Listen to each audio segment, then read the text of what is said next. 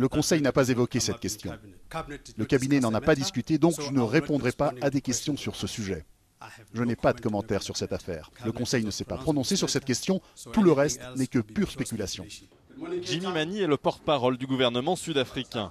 Pourtant, il a peu de choses à dire sur le sujet du jour lui-même.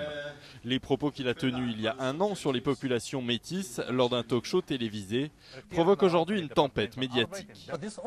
Cette surconcentration de métis dans la province du Cap-Ouest n'est pas bonne pour eux. Ce qu'ils devraient faire, ils devraient se disperser dans le reste du pays. Nous avons besoin de métis dans le Limpopo, nous en avons besoin dans tout le pays. Donc il faut qu'ils cessent cette surconcentration, car ils sont en surnombre là où ils sont. 17 ans après la fin de l'apartheid, dans un pays où les questions raciales restent très sensibles, ces propos ont créé la fureur. Trevor Manuel, ministre et donc collègue de Jimmy Mani, a ainsi réagi très violemment dans une lettre ouverte envoyée à la presse. Ces commentaires font de toi un raciste dans la ligne droite de Hendrik Verwoerd, écrit-il, en faisant référence à l'architecte de l'apartheid.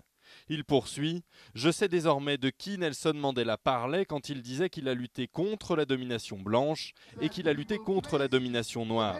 Jimmy, il parlait de lutter contre des gens comme toi. » Dans un communiqué, l'ANC et Jimmy Mani ont présenté leurs excuses. Mais la controverse rappelle les difficultés de la réconciliation, alors que les métis bénéficiaient sous l'apartheid de quelques droits interdits aux Noirs. Pour les métis, je pense qu'il y a le sentiment inconfortable qu'ils n'étaient pas assez blancs quand le Parti national gouvernait et qu'ils ne sont pas assez noirs maintenant que l'ANC est au pouvoir.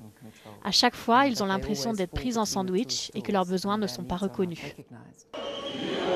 Les métis sont aussi un enjeu électoral. S'ils ne représentent que 11% de la population au niveau national contre 75% pour les Noirs, ils sont majoritaires dans la région autour du Cap. Une région qui est aujourd'hui la seule à avoir basculé dans les mains de l'opposition.